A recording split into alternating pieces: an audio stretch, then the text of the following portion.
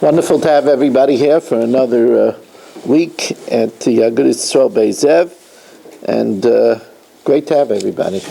I also want to say that I visited today Nachman, and he really is a chizik to people. I mean, he has such a hard time with so many things, and he's just smiling. And it's very nice to visit him. It's nice for him. It's nice for his wife. Nachman Yaakov ben Sarah, he should have a refuah shalema. So I also visited today the Wilhelms. And I would say that there's a very big mitzvah for women to go visit her and give her chizuk. That's a nice thing.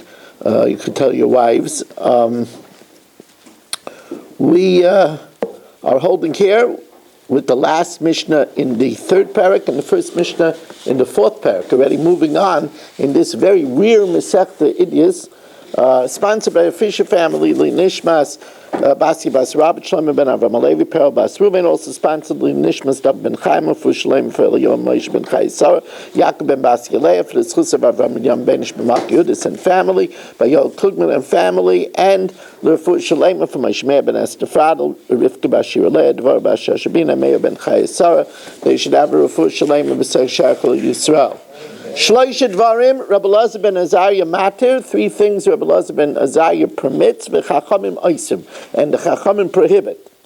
Parasai, his cow, Yotza b'ritzua shebein karneh, went out with a strap between her horns. It was his opinion that it was considered a malbush, and therefore, even though there's a mitzvah of shvisas be'emtai, and you wouldn't be allowed to have your animal carry, but since he holds it as a din of a piece of clothing, he holds it's allowed. Now, really, his cow didn't go out. It was a neighbor's cow. He had 10,000 cows, but it was a neighbor's cow, but he didn't protest. So since he didn't protest, it's as if it went out. This is always a very, very big, we're going to learn this tonight in the daf as well, that if a person could be meicha and they're not meicha, there's no such thing as being a silent majority. If a person sees something wrong and it is within his power to say something and he doesn't say it, of course it's tricky. He has to say it nicely. If he yells, better keep your mouth shut. But if you know how to say something nicely and pleasantly and not bark, and you don't have an agenda, then we're expected to say something. Now, the second thing is, you could curry an animal on Yom Tov. That means you could scrape the animal, even with a metal scraper, even if, not surely, it isn't a psik reisha, but even if it could cause the animal to bleed, because Rabbi Elazar ben Azariah holds like Rabbi Shimon that davar she'einu mischaven is mutter. And v'sheichakin esapilpolim b'reichaim shalehem, and you're allowed to grind peppers in their millstone, and it's not considered an uvda dechel in their special mill. Rabbi Yehuda says, "Ein mekardin es behema b'yamtiv." You're not allowed to curry an animal on Yom Tov b'nei shuvaisa chabura, because he holds that it could cause to bleed, and he holds davar she'einu mischaven is aser. Avol mekartzefin, you could use a wooden comb, because a wooden cone doesn't cause bleeding. The Chachamim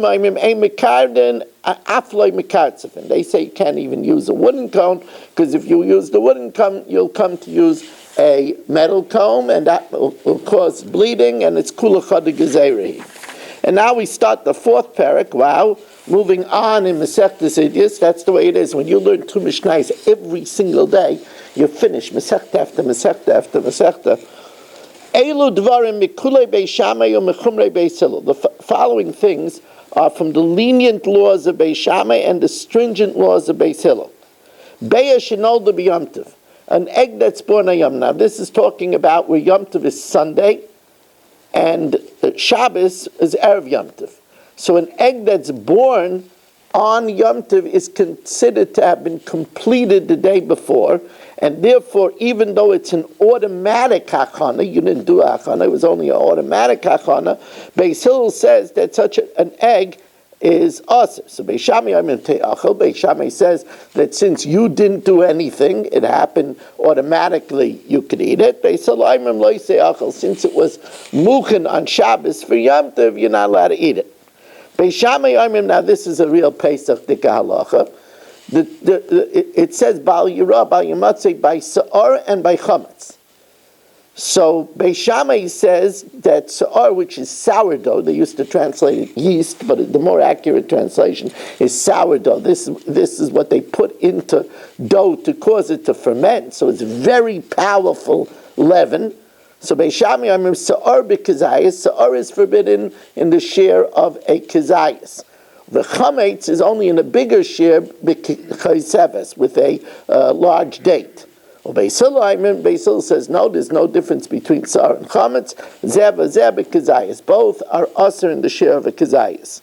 Rabbi say after Mariv I will be available for mechilas chametz, and then after that we have the daf at 8:15. Very fascinating Agadita. Thank you very much for coming, Rab Chanani ben Akasha.